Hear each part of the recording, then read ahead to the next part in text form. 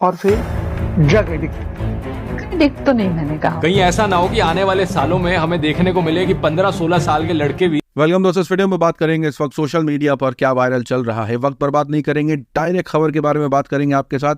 कई सारे मामले हैं, सबको अपने धर्म को मानने का, फॉलो करने का पूरा राइट है। अब हुआ यह है कि सोशल मीडिया पर यह कहा जा रहा है कि मुसलमानों को नमाज पढ़ता देख करके ही क्यों ऐसे लोगों को अपना धर्म याद आ जाता है।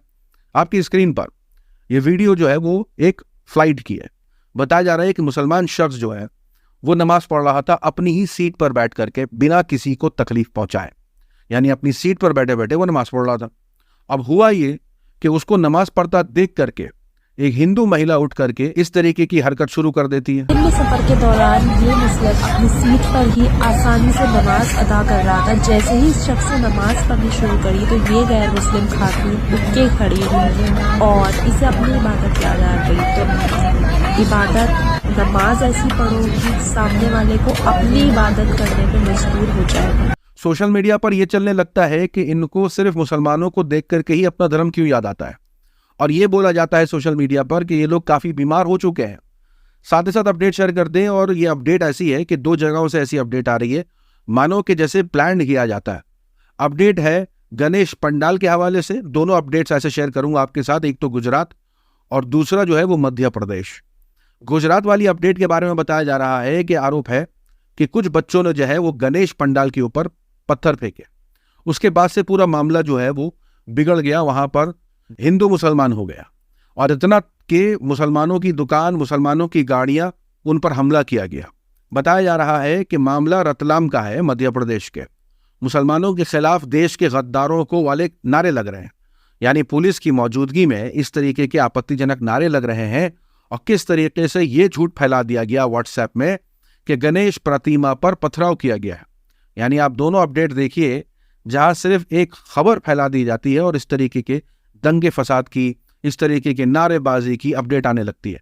बताया जा रहा है कि मामले में 200 पर केस किया है पुलिस ने, और 3 लोगों को अभी तक गिरफ्तार कर चुकी है। अब देखिए, एक पैटर्न सा लगता है, जैसे ही फेस्टिवल आता है, फेस्टिवल से पहले ही कुछ लोग ऐसा लगता है प्लान करते होंगे कि फेस्टिवल में ये सब कुछ करना है, और मुसलमानों के साथ जो कार्रवाई होती है वो आपको मालूम है कि किस तरीके से खबरें निकल के आती हैं। लेकिन ये लोग जो मुसलमानों के खिलाफ आपत्तिजनक बयानबाजी करते हैं, जो अपने फेस्टिवल के अंदर मस्जिद के सामने जाकर के नारेबाजी, डांस करते हैं, इन लोगों से मणिपुर वाले मामले पर बोला नहीं जाता है। मणिपुर वाले मामले पर एक अपडेट निकल के आ रही है, जहां एक्स गवर्नर का बयान आया है, जहां उन्होंने कहा है कि मणिपुर के लोग प्रधानमंत्री मोदी से खुश नहीं है, क्योंकि प्रधानमंत्री मोदी ने अभी तक विजिट नहीं किया है मणिपुर। महिलाओं ने विरोध किया है सेंट्रल गवर्नमेंट का। जी हाँ, जो मणिपुर में क्राइसिस है पिछले 16 महीनों से, उसको लेकर के लगातार वहां पर महिलाएं सेंट्रल गवर्नमेंट का प्रोटेस्ट कर रही हैं, उनका विरोध कर रही हैं। सोशल मीडिया पर यह चल रहा है कि यह कहा गया था संघियों के द्वारा कि अगर मोदी हार गया तो सीरिया जैसी कंडीशन हो जाएगी। अब मणिपुर के हालात देख लीजिए, मोदी भी है और ये संघी भी है, और मणिपुर के हालात सीरिया जैसे नहीं है तो फिर कैसे है। साथ ही साथ आपके साथ शेयर कर दें, अपडेट जुड़ी हुई है डिटेंशन कैंप के हवाले से। कुछ 4-5 दिन पहले एक अपडेट निकल के आई थी, उसमें वीडियो में देखा जा सकता था कि कुछ लोगों को जो है गाड़ी में बैठा करके लेके जाया जा रहा है डिटेंशन कैंप। काफी लोग रोना धोना कर रहे थे वहां पर, जाहिर सी बात है उनके करीबी होंगे। और बताया जा रहा था कि 28 मुसलमानों को डिटेंशन कैंप भेज दिया गया है असम के अंदर।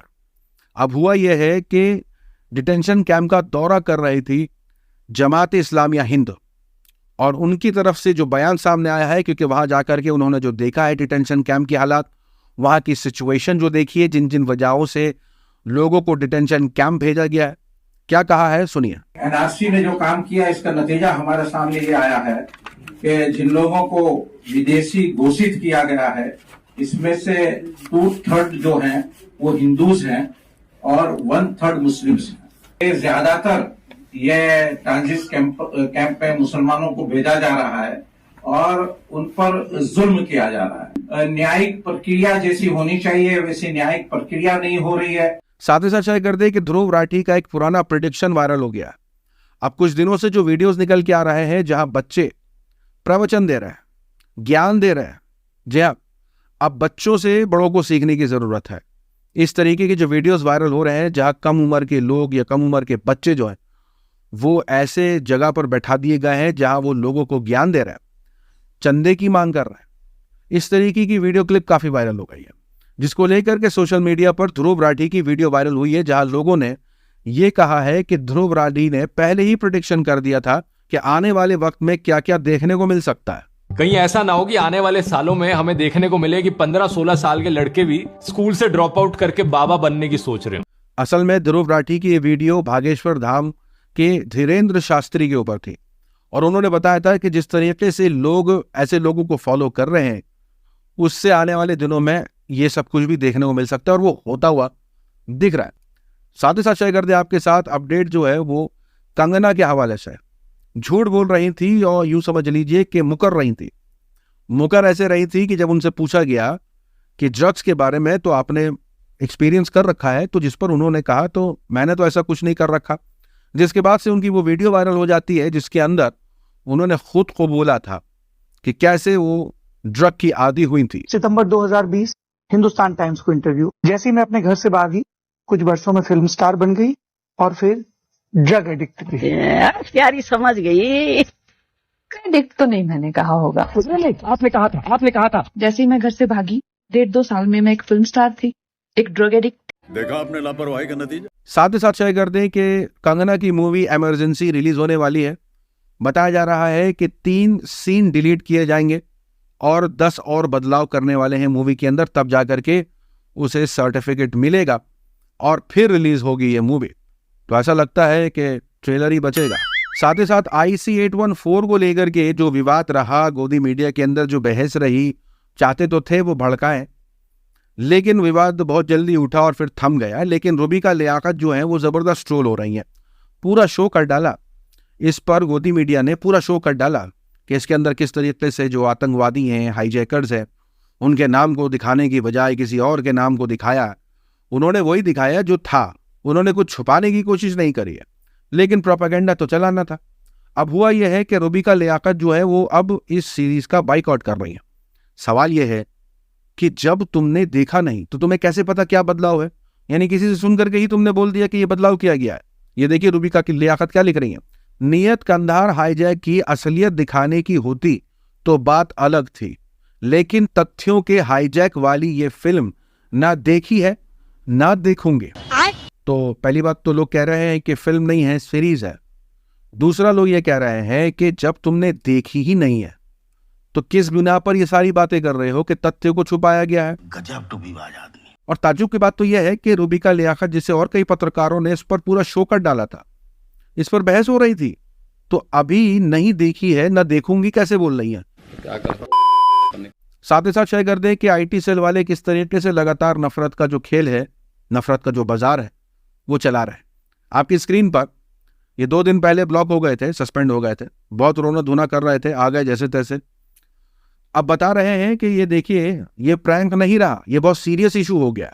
जानबूझ करके एक ट्रेन की पटरी वाली वीडियो शेयर की जा रही है, इस पर एक लड़का जो है वो पत्थर रख रहा है पटरी के ऊपर। अब देखिए होता यह है कि जब ऐसे अकाउंट से कुछ शेयर किया जाता है तो लोगों को ये समझने की जरूरत नहीं होती किसके खिलाफ, क्योंकि सबको मालूम होता है कि ये दूसरी कम्युनिटी के खिलाफ ठीक बोल देंगे।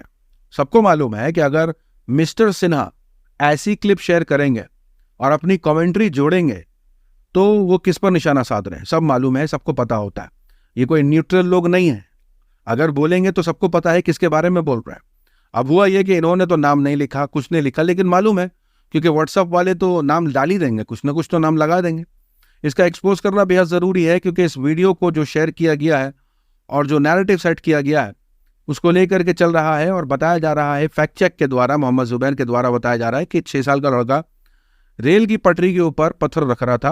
और ये भी बताया जा रहा है कि जिसे मुसलमान कम्युनिटी का बताया जा रहा है सोशल मीडिया पर अलग अलग प्लेटफॉर्म में इस वीडियो को इस्तेमाल करके, वो मुसलमान नहीं है।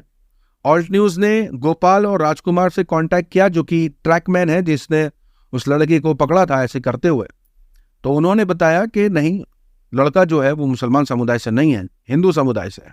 अब सवाल यह है कि क्या अभी भी ये लोग चलाएंगे कि किस तरीके से पटरियों को रिस्क पर डाला जा रहा है, पत्थर लगाए जा रहे हैं, छोटी छोटी बातों पर तो अलग अलग जिहाद नाम से चला देते हैं ये लोग। यानी अगर मुसलमान करे तो हर चीज़ जिहाद है, और अगर कोई और कम्युनिटी से कोई कर दे तो वो तो गलती है, भूल है, सबसे हो जाती है। सोशल मीडिया की वायरल खबरों में आज के लिए इतना ही। अपनी राय सुझाव कमेंट में जरूर बताएं। मिलूंगा अगले वीडियो में, तब तक के लिए अपना ख्याल रखें।